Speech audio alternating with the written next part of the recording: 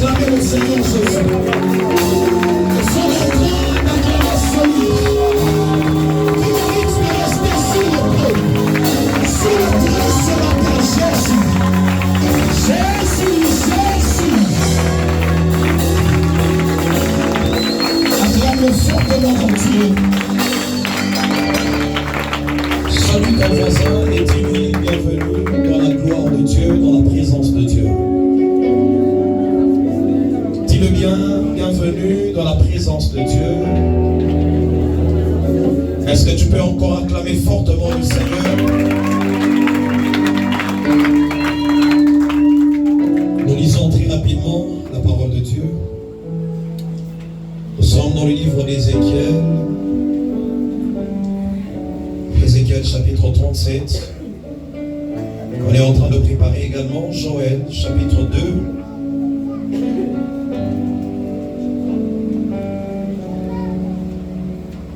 J'aimerais qu'on se tienne debout pour honorer la parole de Dieu.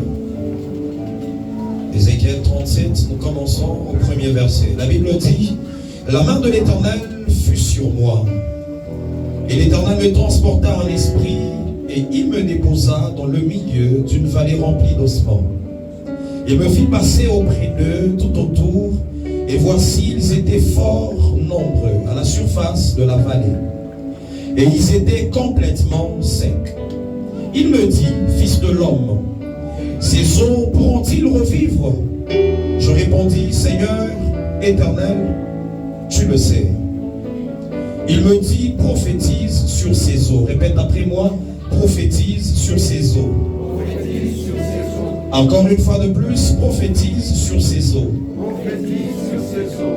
Et dis-leur, ossements desséchés, écoutez la parole de l'Éternel. Ainsi parle le Seigneur l'Éternel à ces eaux. Voici, je vais faire entrer en vous un esprit et vous vivrez. Je vous donnerai des nerfs. Je ferai croître sur vous de la chair. Je vous couvrirai le peau et je mettrai en vous un esprit et vous vivrez. Et vous saurez que je suis l'Éternel. Je prophétisais selon l'ordre que j'avais reçu. Et comme je prophétisais, il eut un bruit. Et voici, il se fit un mouvement, et les eaux s'approchèrent les uns des autres. Je regardais, et voici, leur vin des nerfs, la chair crue, et la peau les couvrit par-dessus. Mais il n'y avait point en eux d'esprit. Il me dit: prophétise et parle à l'esprit. Prophétise, fils de l'homme, et dis à l'esprit: ainsi parle le Seigneur l'Éternel. Esprit, viens des quatre vents, souffle sur ces morts, et qu'ils revivent. Je prophétisais selon l'ordre qu'il m'avait donné, et l'esprit entra en eux, et ils reprirent vie. Et ils se tinrent sur leurs pieds. C'était une armée nombreuse, très nombreuse. Dis avec moi: c'était une armée nombreuse. Dis-le encore: très nombreuse. Acclame le Seigneur et tu peux reprendre place.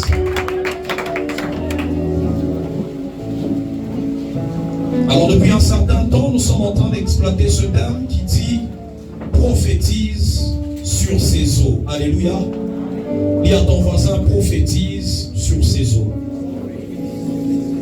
Ce matin, avant d'aller plus loin, je suis en train de prophétiser sur la vie de quelqu'un que le Seigneur sera en train de te donner la vie afin que tu arrives à te tenir sur tes pieds. Alléluia. La Bible est en train de dire au 10e verset, c'est Ézéchiel qui parle, il dit: je prophétisais selon l'ordre qu'il m'avait donné. Et l'esprit entra en eux et ils reprirent vie. La première des choses, ils ont repris vie. Ce matin, ma prière pour quelqu'un est que tu reprennes vie au nom de Jésus. J'étais en train de dire que là où la mort avait atteint ta vie, quel que soit le domaine, que l'Éternel redonne la vie au nom de Jésus. J'étais en train de dire que l'Éternel redonne la vie au nom de Jésus.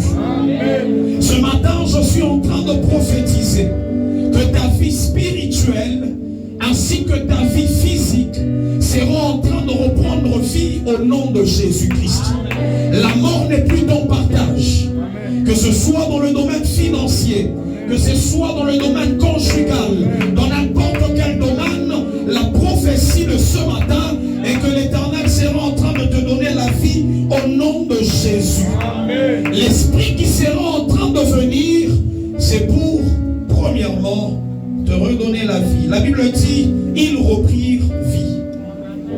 La deuxième des choses, ils se tinrent sur leurs pieds. L'Éternel est en train d'attendre que quelqu'un se tienne debout en cette saison.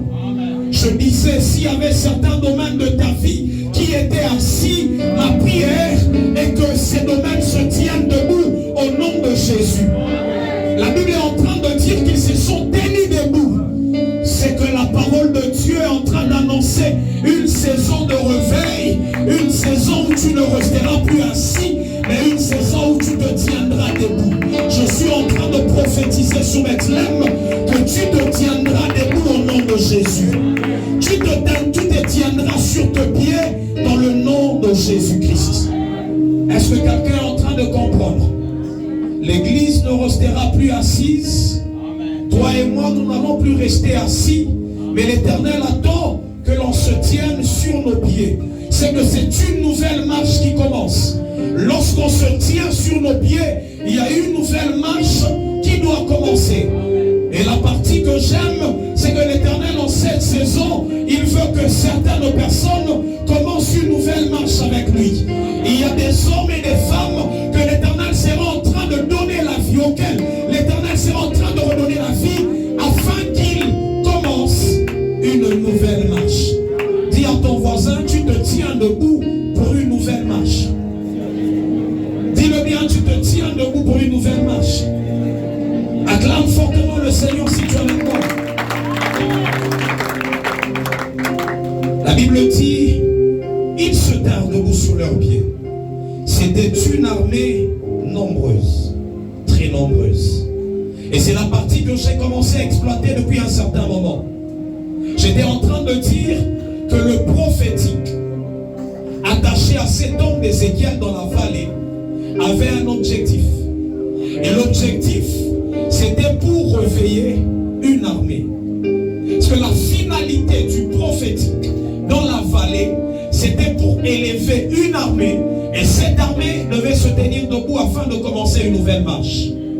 Je suis en train de parler à Bethléem qu'il y a une nouvelle saison qui est en train de commencer. Il y a une nouvelle marche qui est en train de commencer.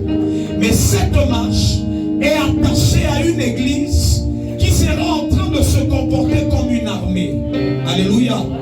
J'étais en train de dire en cette saison, l'Éternel élève une armée à Bethléem. C'est que nous, en tant qu'église, nous allons comprendre que la marche que nous allons faire en cette saison est une marche d'une armée. Dis à ton voisin, tu fais partie de l'armée de l'Éternel. Dis-le bien, tu fais partie de l'armée de l'Éternel. Nous comprenons qu'il y a des saisons dans la vie. Il y a des saisons où l'Éternel ne veut pas que son peuple marche comme n'importe quel peuple. La Bible est en train de dire au 11e verset que c'était toute la nation d'Israël. C'était toute la maison d'Israël. Mais cette maison d'Israël, lorsqu'elle se lève, elle ne se lève pas d'abord comme un peuple.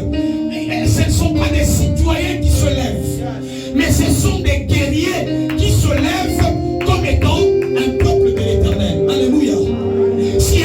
Il y a des saisons, il y a des temps où l'Éternel ne veut pas que toi et moi soyons en train de nous comporter comme des citoyens du royaume, comme des participants du royaume, mais l'Éternel veut que le comportement de l'Église soit un comportement des guerriers ou d'une armée. Alléluia. Et nous sommes dans cette saison. Je suis en train de le déclarer prophétiquement que l'Éternel est en train d'élever une armée en cette saison. Ce que j'aime, c'est que tu es le choix de Dieu. Je disais à quelqu'un, tu es le choix de Dieu. Lorsqu'on parle d'une armée, nous comprenons que nous sommes dans une phase de bataille. Nous sommes dans une phase de combat. C'est que toi et moi, nous devons comprendre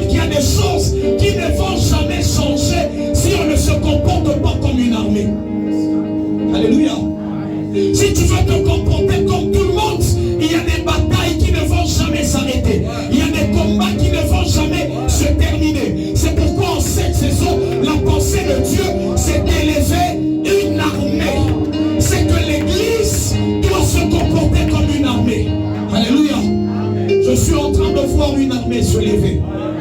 Je suis en train de voir une armée se lever.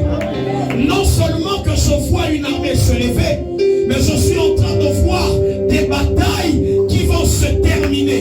Parce qu'une armée se lève avec une décision de remporter les victoires. Alléluia. Dans le livre de 1 Samuel chapitre 17, la Bible est en train de nous parler de la bataille des enfants d'Israël.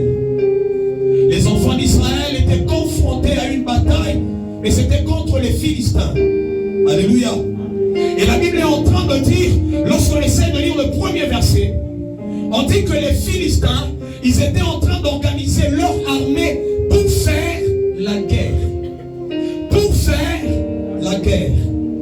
Lorsque Dieu élève une armée, lorsque une armée est organisée, la première des choses, le premier objectif, c'est la guerre. Alléluia. C'est qu'en cette saison, toi et moi, nous allons entrer en guerre, nous serons dans un combat. Ce que j'aimerais annoncer avant d'aller plus loin, c'est que nous combattons en victorieux. La Bible dit que nous ne combattons pas pour la victoire, mais nous combattons déjà comme étant des victorieux. Est-ce que je parle à un victorieux de l'Éternel? La Bible est en train de dire que les Philistins, ils ont préparé un homme de guerre et c'était un géant qu'on appelait Goliath. La Bible dit que chaque jour, Goliath il allait et il insultait le peuple de Dieu. Ce que j'aime, c'est que la Bible parle du peuple de Dieu. Il est possible que tu sois dans le royaume de notre Seigneur, mais que chaque jour que le monde des ténèbres soit en train de t'amener à vivre la souffrance, à vivre le malheur. Chaque jour, il y avait un géant qui allait au-devant du peuple d'Israël et ce géant était en train d'insulter ce peuple. Je suis en train de dire à quelqu'un que ces insultes doivent s'arrêter. Sur la famille de quelqu'un, les insultes doivent s'arrêter. Sur Bethléem, les choses doivent changer. C'est que j'aime quand on essaye de lire ce chapitre. Goliath est en train de dire, est-ce qu'on ne peut pas seulement avoir un homme, un? Dis à ton voisin un seul homme. C'est Goliath qui fait un défi, qui lance un défi au peuple de Dieu et il dit, est-ce qu'on ne peut pas seulement avoir un seul homme qui peut venir afin de m'affronter moi, Goliath? Lorsque j'étais en train de méditer, j'ai compris qu'à un certain moment le combat ne demande pas que l'on soit nombreux, mais un seul homme peut se lever. Et l'Éternel attend que toi, ce matin, que tu comprennes que tu es l'homme qui peut se lever pour faire tomber le géant qui est en train d'amener la bataille dans ta famille, la bataille dans l'église, la bataille dans ton ministère. Je suis en train de dire que nous sommes dans une saison où les géants seront renversés. Je disais, les géants seront renversés. La Bible est en train de dire à chaque fois que ce géant était en train d'aller au-devant du peuple de Dieu, il fuyait. Et il fuyait dans la vallée. Ils étaient dans la vallée. Alléluia. Mais la Bible est en train de dire qu'un jour, premièrement, c'était un jeune homme. Un jeune homme qui s'appelait David. Il se lève et il prend la décision d'aller pour affronter ce géant. Alléluia. Il y a eu une armée de David que l'Éternel sera en train de lever en cette saison. Là où les autres seront en train de fuir les défis, toi tu te présenteras et tu diras, cet incirconcis sera en train de tomber. Tu ne m'as pas compris. David parle d'un incirconcis. Moi je me demande, est-ce que Goliath n'avait pas des vêtements? Goliath avait des vêtements. Mais David était tellement spirituel qu'il pouvait voir au-delà des vêtements. Je suis en train de déclarer qu'en cette saison, Dieu sera en train de t'amener à voir au-delà de tes limites naturelles. Là où les autres voient un géant, toi tu verras un incirconcis. Toi tu verras un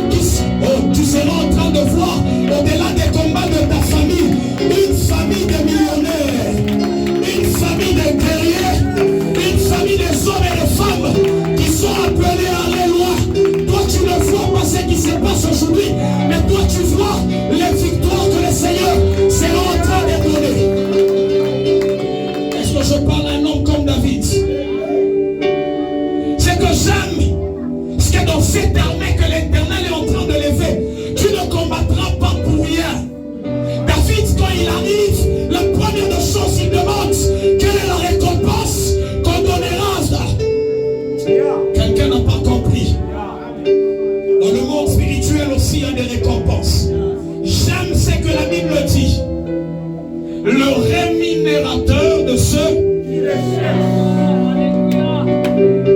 Il récompense, il donne un prix, un salaire à une catégorie d'hommes et de femmes. Et lorsque David arrive, il demande, il dit, je ne vais pas renverser ce géant pour rien, mais il y a une récompense que je dois avoir. Je suis en train de dire à quelqu'un, tu entres dans une saison où Dieu sera en train de t'amener dans les batailles, mais ces batailles vont t'amener à vivre les récompenses. Tu ne vas pas te battre pour rien. Je suis en train de dire à quelqu'un que la taille de ton combat détermine aussi ta récompense. Tu n'as pas compris. Si tu aimes des petites batailles, tu auras des petites récompenses. Mais en cette saison, l'Éternel sera en train d'élever une armée d'hommes et de femmes. Comme je le disais, qui verront premièrement au-delà du naturel. Quand tu regardes le géant du territoire, tu dis non, moi je vois un incirconcis. Moi je suis dans l'alliance de l'Éternel. Et ces hommes-là, ils n'ont pas l'alliance avec Dieu. Alléluia. La deuxième de chose, comme je le disais, l'Éternel est en train de réserver une récompense pour ceux qui vont s'élever en cette saison et remporter les batailles. C'est que si tu attends que d'autres personnes se battent à ta place, c'est que ce sont ceux-là qui auront de récompense. Lorsque je parle de récompense, dans le monde spirituel, il y a ce qu'on appelle les rangs spirituels. Les rangs spirituels sont attachés à ceux qui ont remporté les batailles. On ne te donnera pas la couronne. On ne viendra pas pour te couronner si tu n'as pas remporté les batailles. Acclame le Seigneur si tu es avec moi. Dis à ton voisin, l'Éternel élève une armée. Dis-le bien, l'Éternel élève une armée. Acclame le Seigneur si tu es avec moi. Alors je lis Joël chapitre 2, très rapidement. Lis avec moi Joël chapitre 2. Comme on était en train de le dire la dernière fois, à chaque fois que Dieu veut changer de saison, Dieu utilise premièrement ce qu'on appelle la voix prophétique. C'est comme ça qu'on a dit, Ézéchiel était une voix prophétique pour le réveil qui devait arriver en Israël. Alléluia. C'est qu'en cette saison, l'Éternel va élever également des voix prophétiques. J'étais en train de dire que l'armée de l'Éternel n'est pas seulement constituée de ceux qui se battent au front. Alléluia. Mais l'armée de l'Éternel est également constituée de ceux qui peuvent éclairer. Alléluia. Et ce sont les prophètes que Dieu élève premièrement afin d'annoncer le temps, les saisons et afin d'élever l'armée de l'Éternel. C'est comme ça que Joël est en train de dire également, à partir du premier verset, la Bible dit: sonnez de la trompette en Sion, sonnez avec éclat dans ma sainte montagne, que tous les habitants du pays tremblent, car le jour de l'Éternel vient, car il est proche, un jour des ténèbres et d'obscurité, un jour de nuées et d'épaisses ténèbres.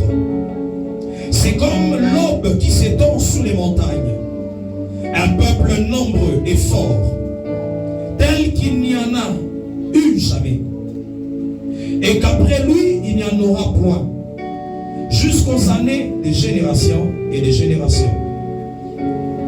Devant lui un feu dévore, et une flamme brûle après lui. Devant lui, le pays est comme le jardin d'Éden. Et après lui, la solitude d'un désert. Et rien ne lui échappe. Dis à ton voisin, rien ne lui échappe. Dis-le encore, rien ne lui échappe. Leur aspect est comme des chevaux. Et ils courent comme des cavaliers. Je suis en train de déclarer que l'Éternel est en train d'élever une armée et leur aspect sera l'aspect des chevaux et ils seront en train de courir comme des cavaliers. Ils sautent, c'est comme comme le bruit des chars sur les sommets des montagnes. Je suis en train de dire à quelqu'un, tu ne resteras plus dans la vallée, mais l'Éternel est en train de t'amener sur une montagne. Comme le bruit d'une flamme de feu qui dévore les chaumes, comme un peuple puissant rangé en bataille, les peuples en sont angoissés, tous les visages pâlissent.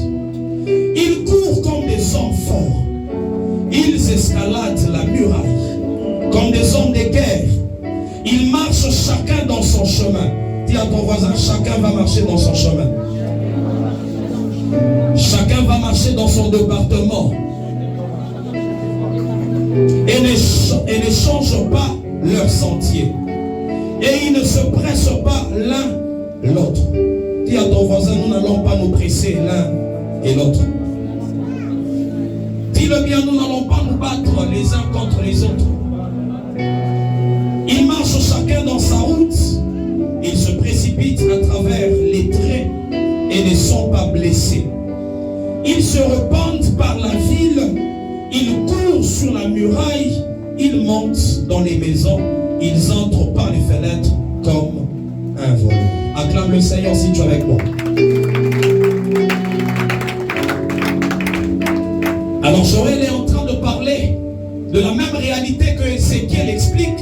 Il parle d'une saison de réveil et il parle d'une armée que l'Éternel devait lever, devait réveiller. Mais il parle d'un temps particulier. C'est le temps de la fin. Et je crois que nous sommes dans ce temps. Alléluia. Mais il commence à donner plusieurs caractéristiques attachées à cette armée. C'est une armée de l'Éternel, mais ici Joël est en train d'énumérer des caractéristiques.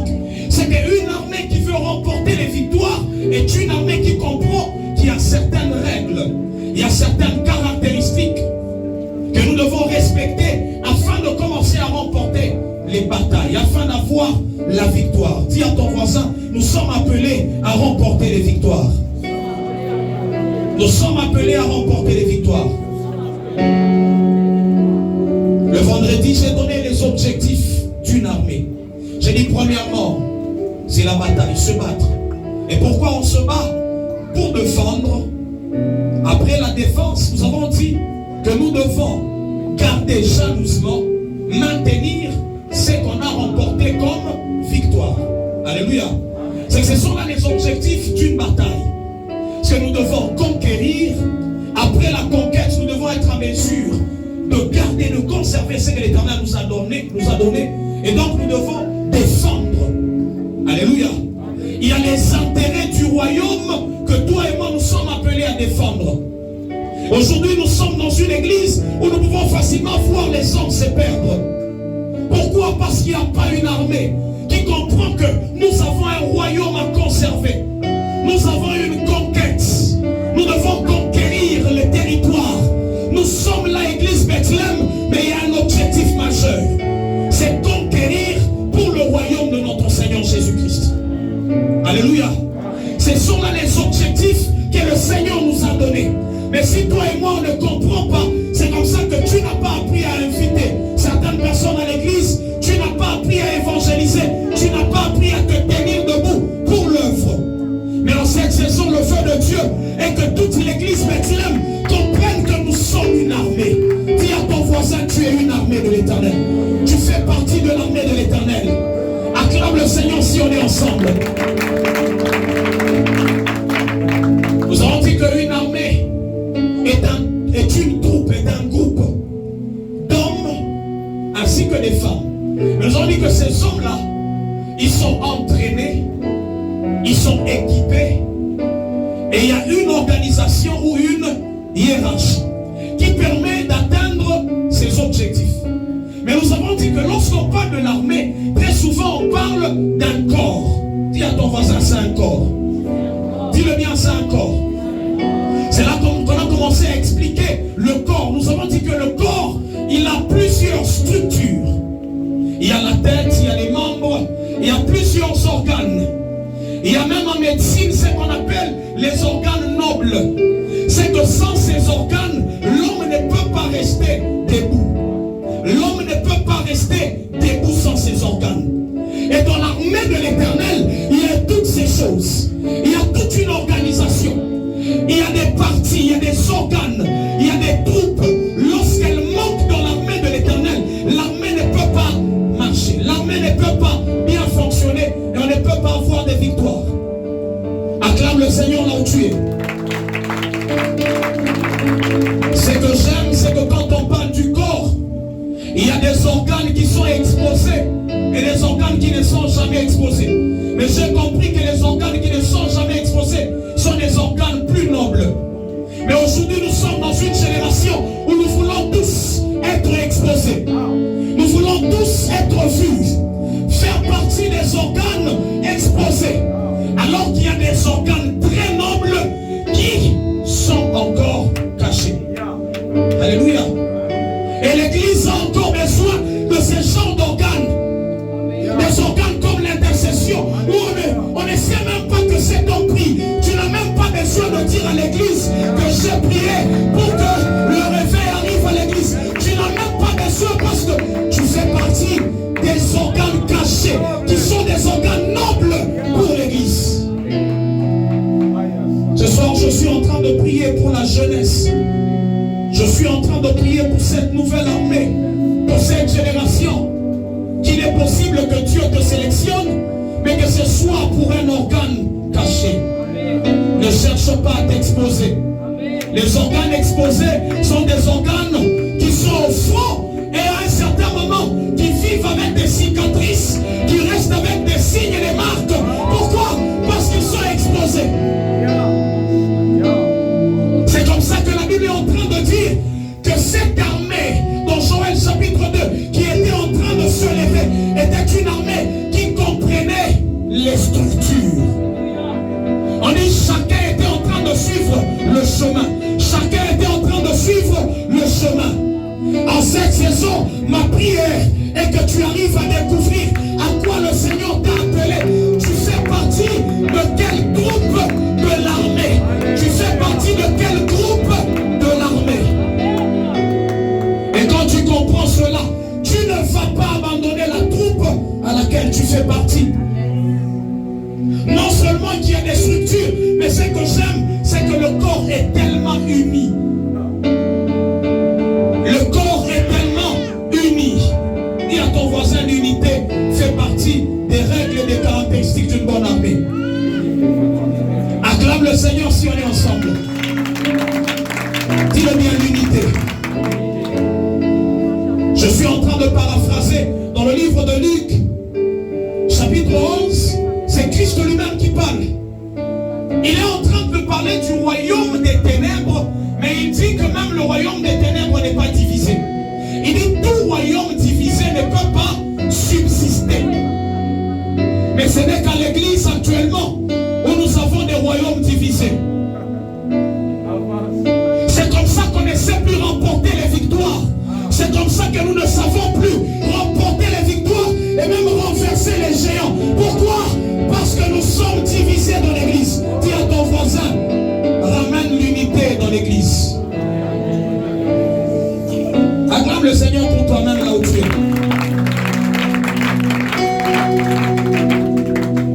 J'espère que tu n'es pas cet organe-là qui amène la division dans l'église Bethléem.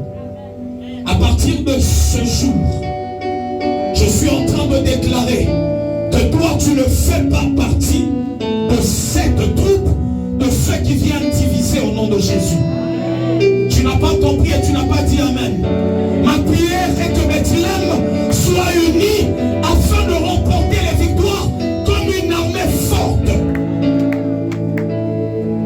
Tu vois quelqu'un venir te parler de papa Daniel, de papa Josué. Dis-lui non, non, non. Nous sommes une armée. Dis à ton voisin, nous sommes une armée. Si tu vois quelqu'un venir te parler d'une autre personne, dis-lui que nous sommes une armée, on ne peut pas s'entretuer entre nous. Acclame le Seigneur si tu comprends. J'étais en train de dire la dernière fois que nous sommes dans une génération malade, où on ne comprend pas que Dieu établit les généraux. Dieu, il établit certaines personnes comme Ézéchiel qui sont appelées à prophétiser afin que le réveil arrive. Une génération où on peut prendre même le général. On commence à le critiquer. Ah, je suis en train de dire à quelqu'un Ne sois pas comme Aaron et Myriam.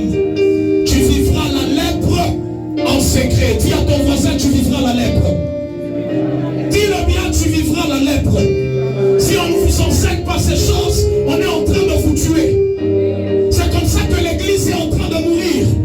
Il y a de petites groupes à gauche et à droite qui sont en train de parler à Malou. Non, papa, non, papa, Sylvain, non. C'est la sorcellerie. Même le monde des ténèbres n'est pas divisé. Christ dit, tout royaume divisé ne peut pas subsister. Mais comment nous on peut être divisé? Une chorale divisée, un groupe d'intercession divisé, les protocoles divisés. Comment nous voulons gagner les batailles avec la division n'est pas unie? Que Dieu ramène ces choses à Bethléem. Que Dieu ramène ces choses à Bethléem.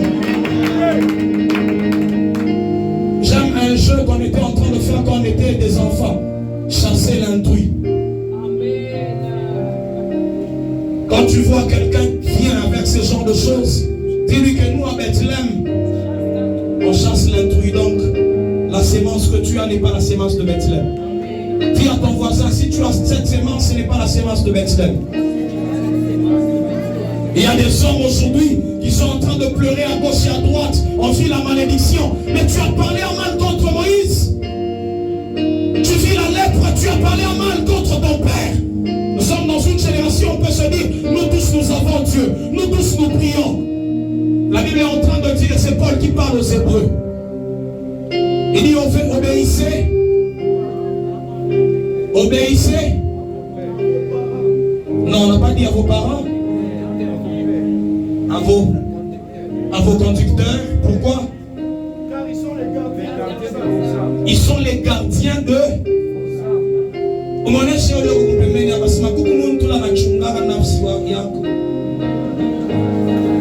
si tu ne le savais pas, c'est la Bible qui le dit.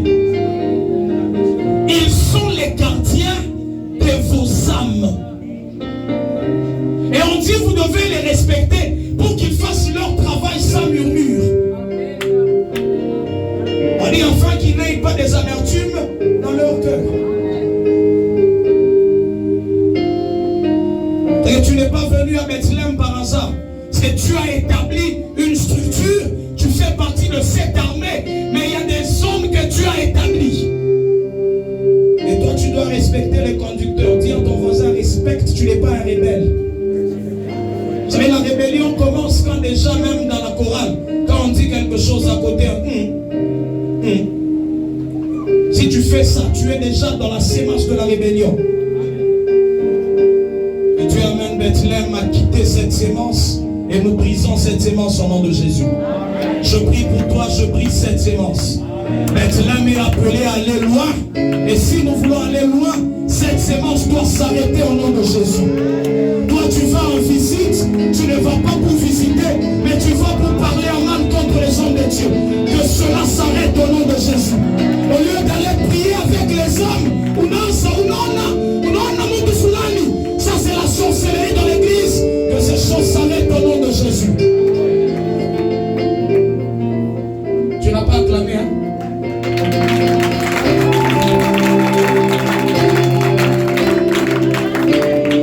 Une armée qui se lève. Dis à ton voisin, c'est une armée. Dis-le bien, c'est une armée. Acclame pour cette armée de Bethléem qui est en train de venir, qui est en train de se lever et qui comprend les structures, qui comprend les caractéristiques. Nous sommes dans une armée où actuellement, ce sont les troupes-là qui veulent commander le commandant. Johnny, Papa Sylvain, Agitemeak. Et si l'instruction qu'il a reçue du maître, c'est de rester prier pour toi en secret, là on a ta fait à changer. Dis à ton voisin, commence à suivre les instructions que Dieu donne.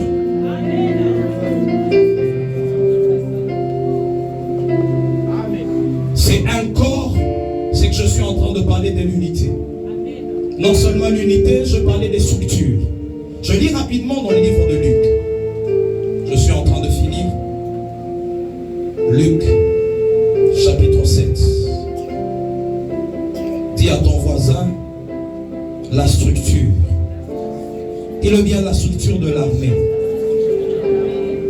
La Bible est en train de dire, Luc chapitre 7 à partir du premier verset, après avoir achevé tous ses discours devant le peuple qui l'écoutait, Jésus entra dans Capernaum. Un centenier avait un serviteur auquel il était très attaché et qui se trouvait malade sur le point de mourir. Ayant entendu parler de Jésus, il lui envoya quelques anciens des Juifs pour le prier de venir guérir son serviteur. Je saute, je vais au 8e verset. La Bible est en train de dire, car moi qui suis soumis à des supérieurs, j'ai des soldats sous mes ordres. Et je dis à l'un va, il va. Et à l'autre viens, et il vient. Et à mon serviteur fais cela, et il fait. Alléluia. On nous parle ici d'un centenier romain. Ça veut dire un homme attaché à l'armée, qui connaissait les règles de l'armée. Et il nous parle d'une caractéristique de l'armée, c'est que l'armée est bien structurée. Il y a des chefs et il y a des subalternes. Alléluia. Alléluia. Il y a des chefs et il y a ceux qui sont soumis à l'autorité des chefs. Et il est en train de parler à Jésus pour dire que toi, Jésus, tu connais ces réalités. Tu connais ce qu'on appelle la structure d'une armée. C'est comme ça qu'il parle à Jésus. Et dit, ces choses ne vont pas t'échapper. C'est que même Christ, il connaissait qu'il y a une armée qu'on appelle l'armée de l'Éternel. Alléluia. Et cette armée est régie par des règles. Il y a ceux qui sont supérieurs et ceux qui doivent exécuter les ordres.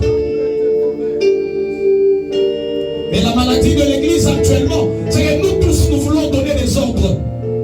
Même aux supérieurs.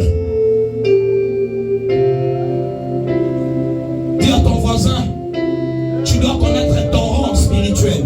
Dis-le bien, tu dois connaître ton rang spirituel. Je suis déjà en train d'introduire la notion de ce qu'on appelle les rangs spirituels.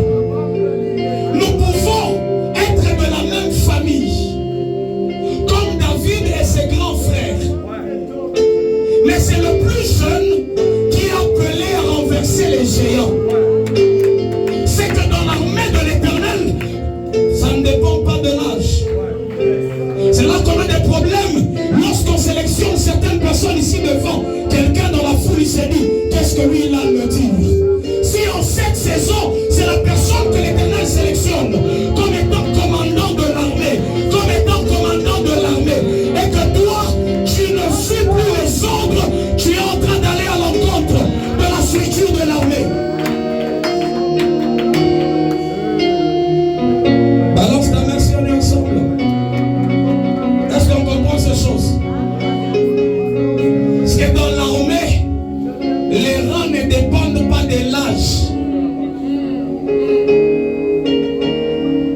C'est David le plus jeune qui va renverser le géant. Je suis en train de dire qu'en cette saison, l'Éternel veut travailler avec la jeunesse. C'est comme ça qu'il prépare les cœurs des Bethlémites afin de comprendre toutes ces réalités. Quand tu verras des enfants accomplir de grandes choses, des jeunes accomplir de grandes choses, comprends que c'est ça l'armée. C'est comme ça que l'armée fonctionne. Ça n'a rien à voir avec l'âge naturel, l'âge physique, mais Dieu élève une armée.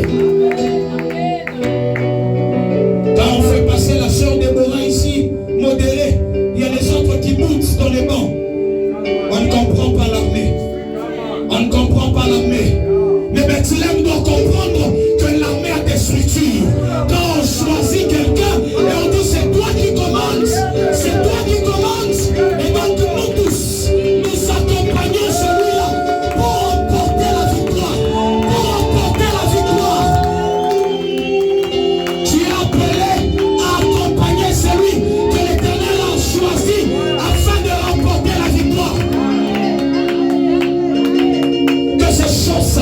Bethléem.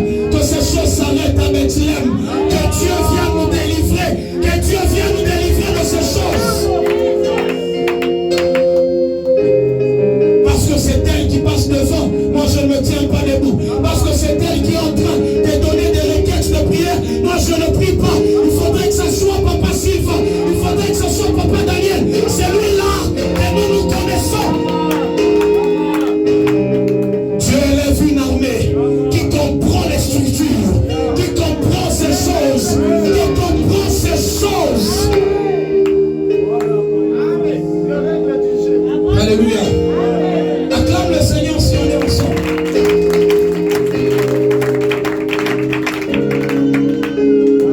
Et Dieu amène l'église Bethléem à comprendre ces choses. Non seulement que Dieu veut seulement sélectionner une armée, mais en cette saison, Dieu veut faire passer plusieurs par des entraînements particuliers. Tu n'as pas compris. Avant de renverser Goliath, tu dois passer par la bourse. Mais nous avons déjà aujourd'hui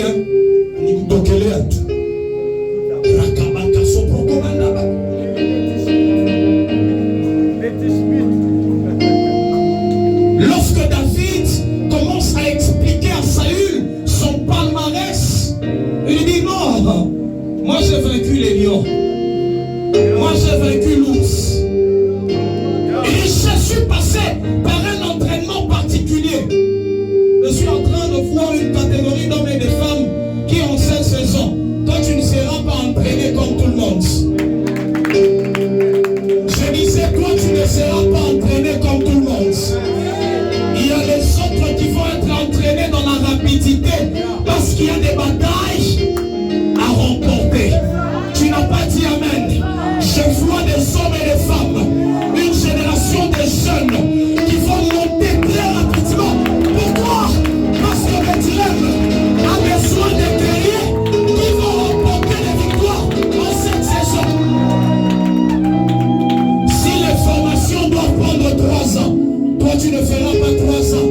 Il est possible que tu fasses 6 ans. Mais on voit seulement que tu es bien entraîné, que tu as toutes les stratégies de guerre. C'est quoi le besoin de Dieu? Le besoin de Dieu par rapport au temps. En ce temps où nous sommes, Dieu n'a pas besoin que tu fasses les mêmes entraînements que les pères. Acclame le Seigneur si on est ensemble.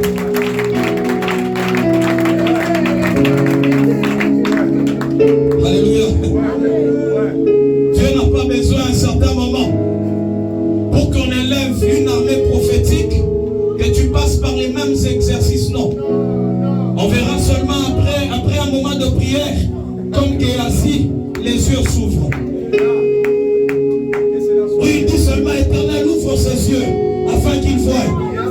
Et il voit et commence à voir.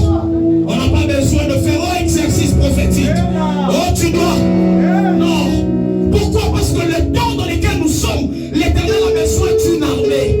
Et il a besoin de susciter des hommes et des femmes pour ce temps, pour ce temps. Tu arriveras comme David. Ce que j'aime, c'est que ton entraînement ne va pas se passer dans des bons lieux. Toi, c'est dans la vallée. Tu n'as pas compris. Tu amènes Ézéchiel dans la vallée. C'est dans cette vallée-là où toute une armée se lève. Les autres vont attendre que l'armée se lève dans la ville. Mais mwingine ni kupori tu kutawama. Chokeriye qu'on atoka. Il arrive, on attend qu'il vienne avec le français. Mais lui il vient avec les saouba, les lambas.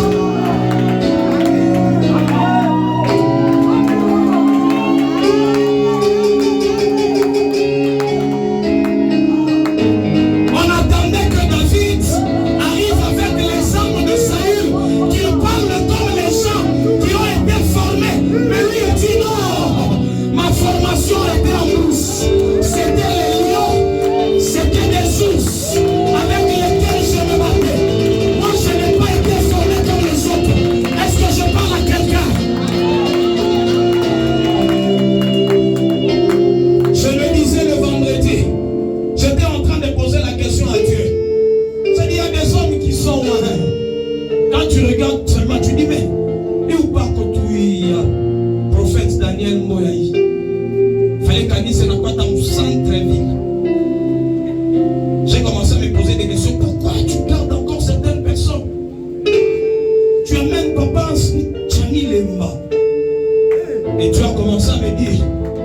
là la vallée.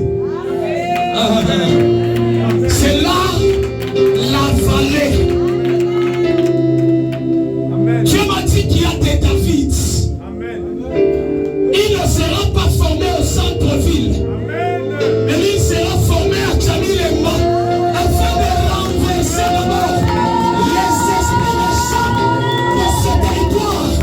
Quand il partira en ville, là il y a des petits esprits. Voilà, tu n'as pas compris. Dieu te garde encore. Dieu te garde encore parce que tu as une grande mission. Il veut encore t'entraîner dans le secret parce qu'il y a des géants qui t'attendent.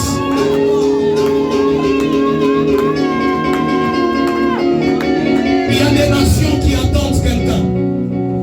Il y a des nations qui attendent quelqu'un. Ne sois pas seulement pressé de quitter la vallée. Ne sois pas seulement pressé de quitter la bourse. Même si tu es en train de sentir l'odeur des troupeaux, l'odeur des brebis, dis-toi que ce n'est pas un problème.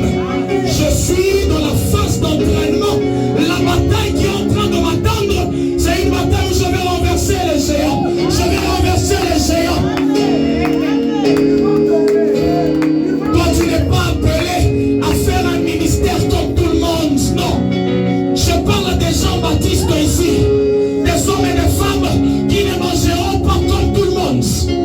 On dit le miel sauvage et lorsqu'on essaie seulement de suivre la musique Bampan, Jonas Baba Madje. Mon désert. Maman Sarah, vous qui avez fait un peu de géographie. Mon désert Bampan, Jonas Kalaka.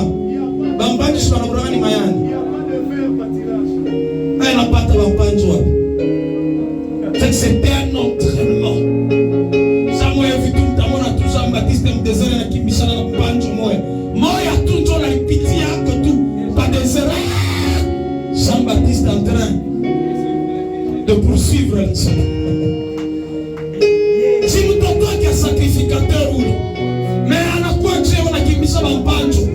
On va te mais toi, tu sais que je suis un David. Le problème c'est quoi? C'est que toi tu es en train de fuir tes batailles à toi.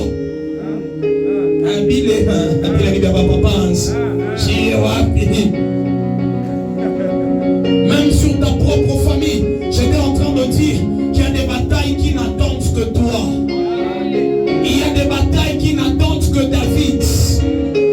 Vous savez, lorsqu'on a vu David, malgré que ses grands frères étaient déjà dans l'armée, mais c'est là que Saül pose la question. De qui est-il fils?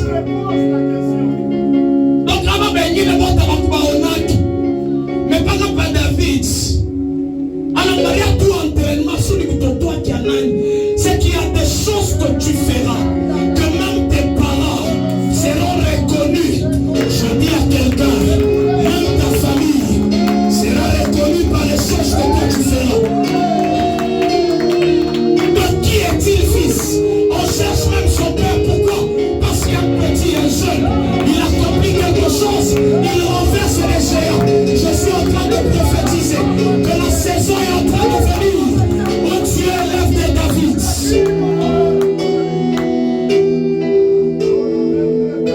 L'homme de Dieu a parlé d'une portion d'écriture que j'ai utilisée la dernière fois, qui parle de la sélection de Gédéon. Dis à ton voisin la sélection de Gédéon.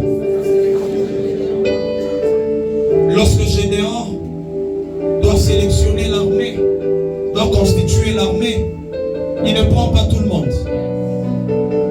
La Bible est en train de dire que Dieu lui-même, il dit à Gédéon, va parler au peuple. Tout celui qui a peur, qu'il rentre. Il y a des batailles qui ne tomberont jamais si tu as peur. Dis à ton voisin, l'armée que Dieu élève n'aura pas peur. Dis-le bien, l'armée que Dieu élève n'aura pas peur. Nous serons unis. Il y aura une structure. Dieu sera en train d'amener des hommes et des femmes qu'il va lui-même entraîner, qui seront entraînés. Et Dieu sera en train de sélectionner des hommes et des femmes qui n'auront pas peur. Incline ta tête là où tu es. Commence à dire à Dieu, nous sommes une armée.